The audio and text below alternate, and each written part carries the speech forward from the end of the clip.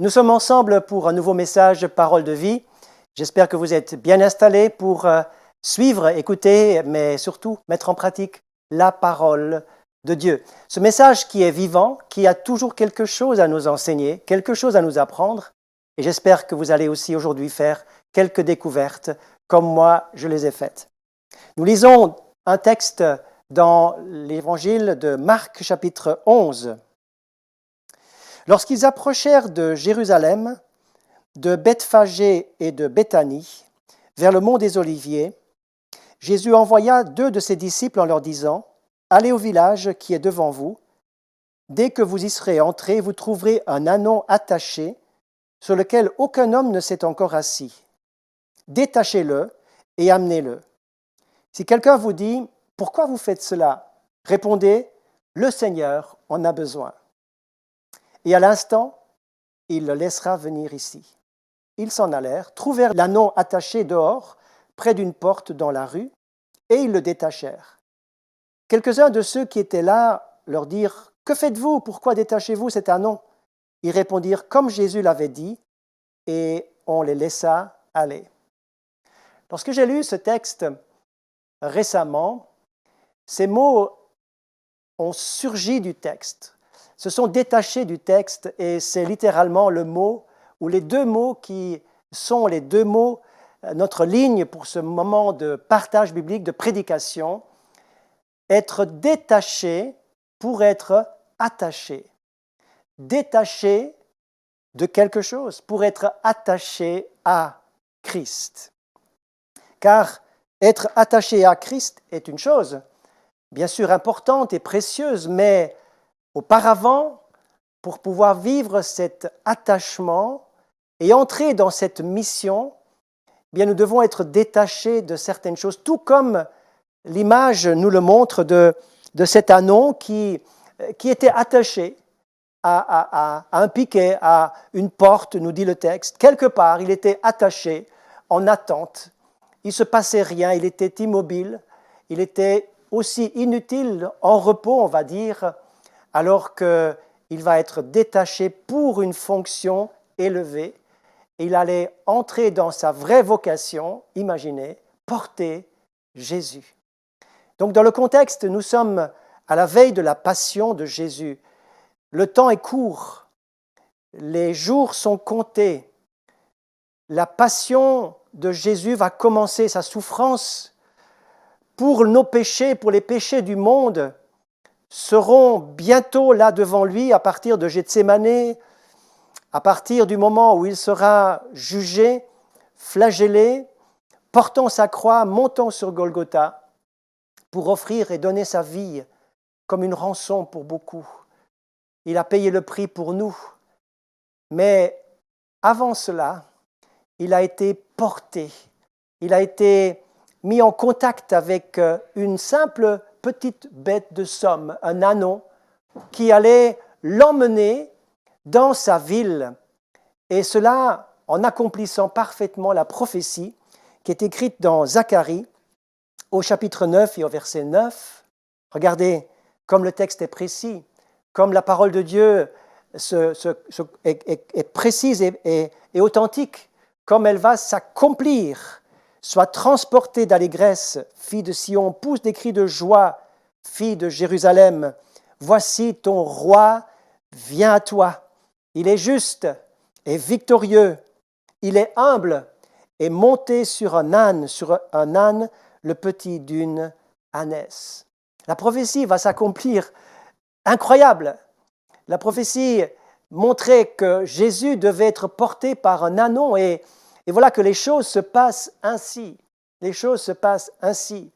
L'accomplissement de la prophétie est entière et à 100% authentique. Et cette image de cet ânon qui va être détaché pour porter Jésus, pour être porteur de Christ, on va dire Christophe, c'est un prénom qui veut dire porteur de Christ.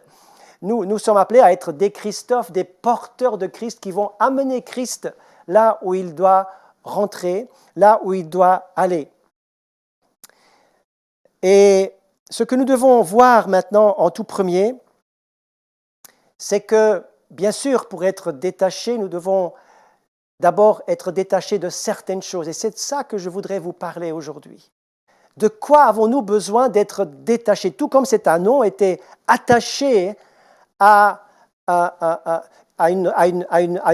poteau quelque part, à quelque chose qui le gardait captif. Aujourd'hui, nous qui sommes appelés à être des porteurs de Christ pour être attachés à lui et pour l'emmener quelque part, pour être son témoin quelque part, pour emmener la vie de Christ, pour emmener l'onction de Jésus-Christ, pour emmener la gloire de Christ, pour emmener la lumière de Christ dans des coins sombres, quelque part, nous devons d'abord être complètement détachés de certaines choses. Premièrement, nous devons être détachés des liens qui nous unissent à notre vieux propriétaire. Lorsque les gens viennent et disent « Eh bien, que faites-vous? Cet anneau appartient à quelqu'un d'autre. Vous ne pouvez pas simplement le prendre. » À un moment donné, il est dit que lorsque Jésus parle, l'ancien propriétaire le laisserait aller. Comment ne pas penser à ce moment incroyable dans l'histoire d'Israël? Lorsque la parole d'autorité prononcée par ce simple berger qui s'appelait Moïse, le libérateur, qui était rempli de cette onction et cette autorité divine, mandaté par Dieu lui-même, se dressant devant l'autorité de Pharaon d'Égypte, en disant « Laisse aller mon peuple pour qu'il me serve », eh bien, il a rencontré de l'opposition, il a rencontré de l'arrogance. Il y avait eu une confrontation d'autorité, une confrontation entre le royaume de Dieu et le royaume de l'Égypte, entre la volonté de Dieu et le refus de Pharaon. Et cette confrontation a finalement fait plier la puissance de l'Égypte, la puissance de Pharaon, car l'autorité de Dieu est toujours supérieure, la parole de Jésus est toujours supérieure à tous les autres ordres qui sont donnés. Eh bien, ce détachement de ce vieux propriétaire, de ce propriétaire qui peut s'appeler l'Égypte, eh bien, a fait en sorte qu'Israël est sorti de l'Égypte, a passé la mer Rouge et a été ensuite conduit par le nouveau propriétaire, le Seigneur Tout-Puissant, celui qui était le Dieu d'Israël, qui avait choisi son peuple et qui ne l'a jamais abandonné pour le conduire en terre promise. L'apôtre Paul va dire les choses sous cette forme. Il va dire, « Ne savez-vous pas qu'en vous livrant à quelqu'un comme esclave pour lui obéir, vous êtes esclave de celui à qui vous obéissez. » Il y a des esclavages qui doivent être stoppés, qui doivent cesser, des esclavages où les liens doivent être sectionnés pour quitter le maître d'esclaves, l'ancien maître d'esclaves, le propriétaire ancien. La puissance de Pharaon doit absolument être mise en arrière, elle doit être vaincue complètement. La puissance de Pharaon doit être cette puissance qui doit capituler devant l'ordre précis du Seigneur. Ensuite, le texte nous dit, donc, ne savez-vous pas que vous êtes esclave de celui à qui vous obéissez, soit du péché qui conduit à la mort. Là, nous ne sommes plus en train de parler de l'Égypte, mais de la puissance du péché qui conduit à la mort, soit de l'obéissance qui conduit à la vie et à la justice. Grâce soit rendue à Dieu, nous dira encore Paul dans les Romains, donc je lis dans Romains 6, grâce soit rendue à Dieu de ce qu'après avoir été esclave du péché, l'ancien propriétaire, vous avez obéi de cœur, vous êtes détourné de cet ancien maître d'esclaves pour obéir de cœur à la règle de doctrine à laquelle vous avez été instruit. Vous avez dit non à certaines choses pour dire oui à d'autres choses. Vous avez tourné le dos à l'Égypte pour vous tourner vers la terre promise. Vous avez tourné le dos à Pharaon pour vous tourner vers Dieu. Vous avez tourné le dos à Satan pour vous tourner vers Dieu. Vous avez tourné le dos au péché. Vous avez renoncé, vous avez dit au revoir, vous avez quitté, vous avez tranché. Vous avez mis une distance entre le péché et le maître d'esclaves qui vous tenait captif pour vous tourner vers.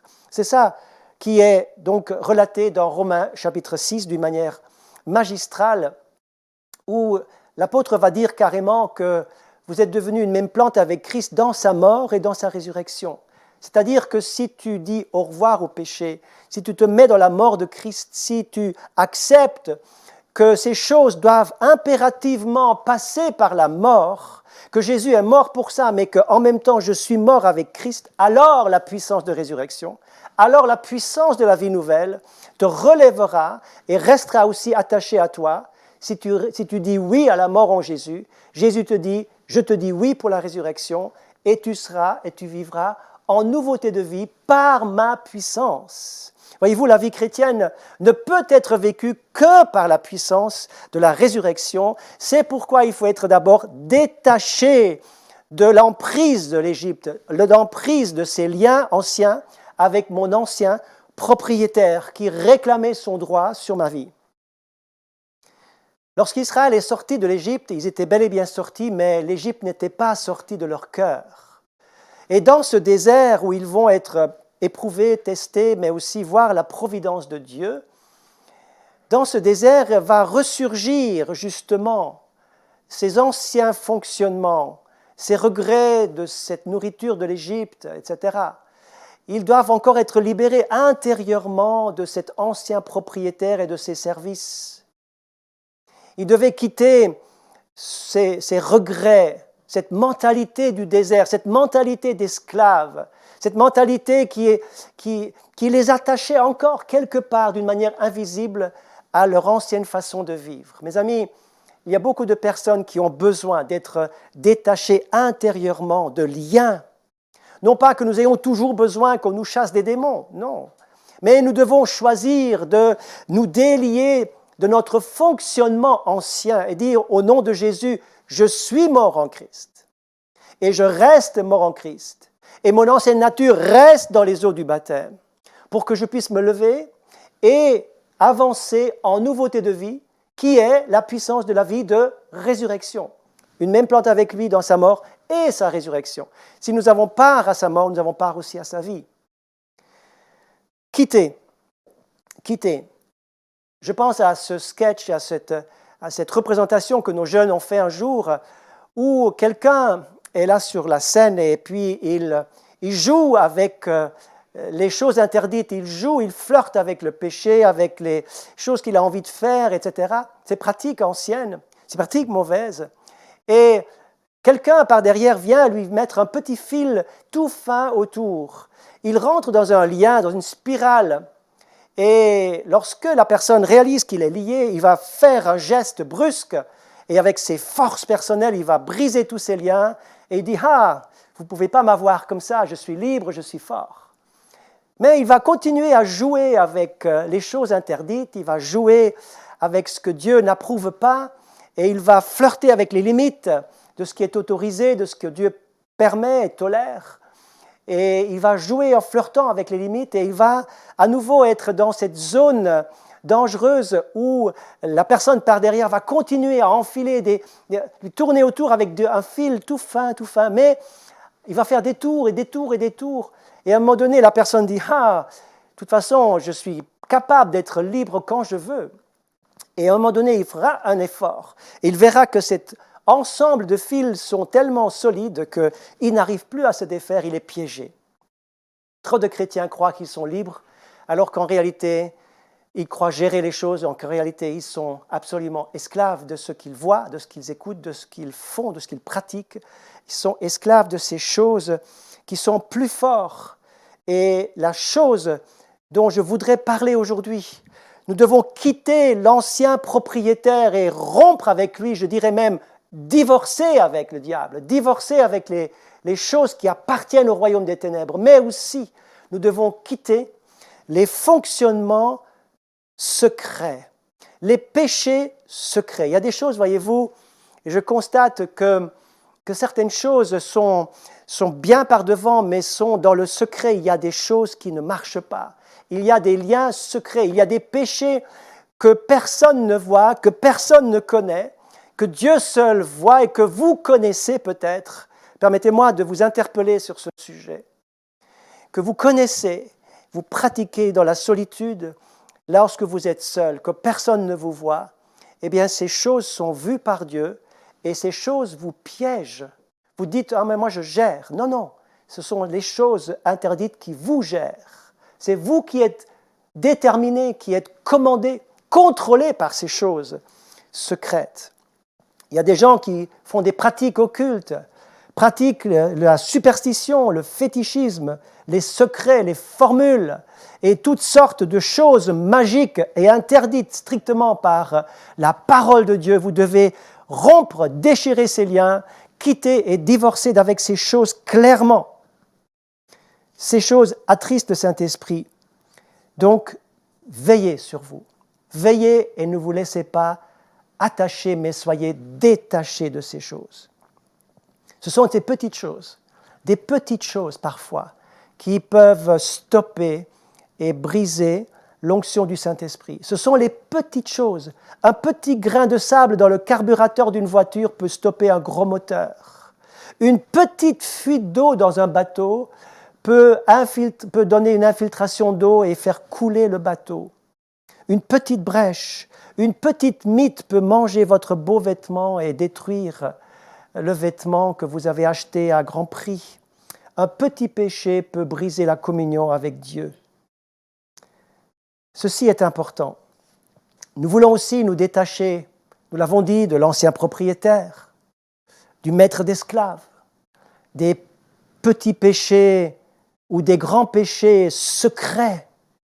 Soyons authentiques et vrais, mettons les choses en lumière. Nous devons aussi nous détacher de tout ce qui alourdit notre marche. Comme dit Hébreux chapitre 12, versets 1 et 2, nous connaissons bien ce texte. Rejetons tout fardeau et le péché qui nous enveloppe si facilement. Si facilement. Ne nous laissons pas piéger, car il vient justement là où on n'y pense pas. Et courons avec persévérance dans la carrière qui est devant nous.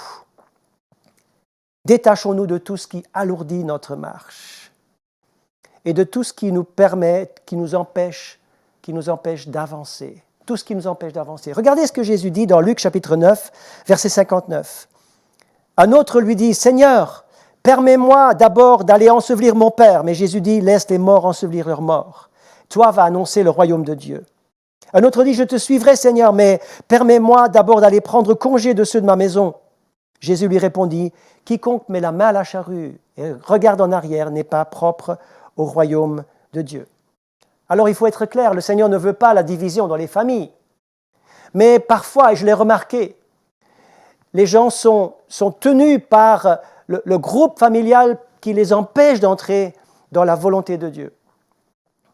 Dans mon témoignage personnel, je l'ai déjà raconté à cette antenne, si j'avais écouté l'avis de mes parents lorsque je me suis converti et qu'ils ne comprenaient pas ce qui se passait, qu'ils ne comprenaient pas mon zèle pour Dieu, mon amour pour Dieu, ils étaient tellement étonnés de voir que j'étais prêt à faire des kilomètres en autostop pour aller aux réunions, etc. Ils se disaient, mais qu'est-ce qui se passe? Si j'avais écouté l'avis de mes parents, ma vie aurait pris une autre tournure, c'est certain. J'aurais été soumis à leur désir. Mais j'étais un adulte à l'époque et mon désir était attaché au désir de Dieu et j'ai été contre leur souhait intime de ne pas prendre cette direction d'un ministère à plein temps, mais plutôt de suivre la ligne de ma formation professionnelle qui me promettait une carrière merveilleuse. Mais c'est ici que Jésus dit une parole, c'est qu'il y a parfois une bénédiction à suivre les conseils des parents, mais pas toujours. Pas toujours. Il faut écouter le Saint-Esprit, écouter ceux qui vraiment peuvent nous conseiller d'une manière sage. J'espère que c'est vos parents, mais Jésus a une parole ici à dire que j'aimerais vous laisser. Ensuite, il dit, celui qui met la main à la charrue, qui regarde en arrière, qui hésite, qui n'est pas sûr, il ne va pas tracer un sillon très droit. Il va réellement regarder en arrière et son résultat sera très, très médiocre. Très médiocre. Après avoir parlé de ce détachement, notre petit ânon est maintenant libre. Il se réjouit de pouvoir porter Jésus à Jérusalem. C'est extraordinaire. Il va être sa première charge, on va dire, sa première mission va être de porter le Christ, le Sauveur, celui qui accomplit les prophéties, celui qui vient chez lui à Jérusalem. Imaginez-vous ce qui se passe dans la tête de ce petit animal. Il faut être d'abord détaché, mais pour être ensuite attaché. Mes amis, notre vie est prévue pour être et pour rester attaché tout au long de nos jours, jusqu'à notre dernier souffle. Nous sommes destinés, nous devons veiller à rester attachés au Seigneur pour la mort et la vie, ou pour la vie et pour la mort, du premier jour jusqu'à son dernier. Un attachement qui est exclusif, qui est définitif, qui est indissoluble et sans retour. L'apôtre va le dire comme cela: « Je ne m'appartiens plus à moi-même, car j'ai été racheté, détaché à grand prix. » Racheté à grand prix. Je passe d'un propriétaire ancien à un nouveau propriétaire qui m'a acheté. Il a payé pour moi par le prix de son sang. Je suis attaché parce qu'il m'a acheté. Attaché, acheté, c'est deux mots qui se ressemblent un peu. Dans Romains 14, 8, il est dit: « Si nous vivons pour le Seigneur. Si nous mourrons aussi pour le Seigneur. Soit que nous vivions, soit que nous mourions, nous sommes au Seigneur, attachés pour toujours, d'une manière indissoluble et sans retour. » Cet attachement, et ce sera, avant la parole de conclusion, ce sera la pensée que j'aimerais vous laisser. Tout attachement doit être volontaire. Bien sûr, le petit ânon, il est conduit parce que c'est un animal, mais nous avons notre libre choix. Et Dieu prend plaisir à avoir des servantes et des serviteurs qui le portent, des témoins qui apportent son message d'une manière libre et volontaire. Pas des gens qui sont dans l'obligation ou qui veulent acheter leur place pour recevoir des bénédictions. « Je t'offrirai de bon cœur des sacrifices » Psaume 54. « Que chacun donne comme il a résolu, sans tristesse ni contrainte. Dieu aime celui qui donne avec joie, librement. » Tout ce que vous faites, faites-le de bon cœur, Colossiens 3, 23, comme pour le Seigneur et non pour les hommes. Je vous exhorte par les compassions de Dieu à offrir votre corps comme un sacrifice vivant. C'est cette offrande libre, volontaire et totale qui fait toute la différence. Dans l'Ancien Testament, nous avons un exemple qui était, il faudrait le détailler, mais je n'ai pas le temps maintenant pour le faire. Je vous invite à lire tout ce qui concerne le naziréat, qui était une possibilité pour chaque Israélite d'offrir à Dieu du temps, et son temps totalement au Seigneur pour une certaine durée. Il était mis à part pour le service exclusivement, d'une manière libre et volontaire, comme un cadeau, comme un don, comme ça, sans calcul. Il avait juste le désir d'être volontairement attaché, mis à part pour le Seigneur. C'est magnifique. Cet attachement doit être donc total.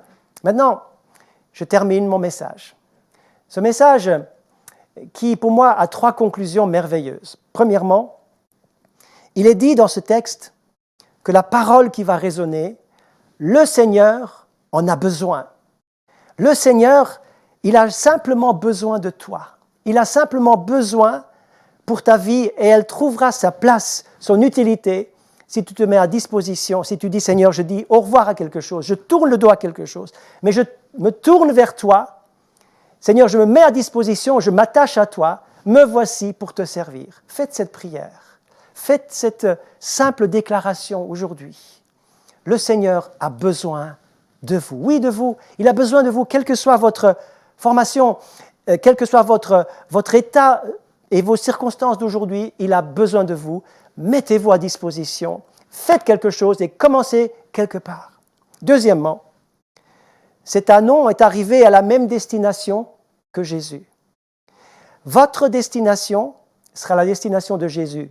La destination de Jésus sera votre destination. Vous arriverez ensemble à bonne destination. Tout comme Jésus est arrivé à Jérusalem, il vous déclare, si tu restes attaché à moi, nous serons ensemble dans la Nouvelle Jérusalem. Nous serons ensemble dans la même destination. Nous serons ensemble chez nous, ensemble. Nous restons attachés pour le temps et l'éternité et les meilleures choses sont devant nous. Et puis, pour terminer, ce petit ânon a été au premier rang pour contempler la gloire de Jésus. On jetait sur la route des palmes, il entendait les louanges, il entendait carrément toute cette explosion de joie et de gloire qui était autour de Jésus. Et lui, il en profitait pleinement. Il était au premier rang de cette gloire. Quand vous êtes attaché à Jésus, vous êtes au premier rang pour voir la gloire de Dieu. Et vous êtes là pour goûter aux choses les plus extraordinaires. Vous verrez la gloire de Dieu. Et c'est ce que je vous souhaite. C'est ma prière. Car chaque message est imbibé de prières et est entouré de prières de ceux qui prient avec moi et de ma prière personnelle pour chacun de vous. Oh, quelle joie de vous apporter ce message. Soyez détachés pour être attachés. Que Dieu vous bénisse, ne l'oubliez pas. Et à bientôt, au plaisir de vous retrouver pour une autre émission, Parole de vie.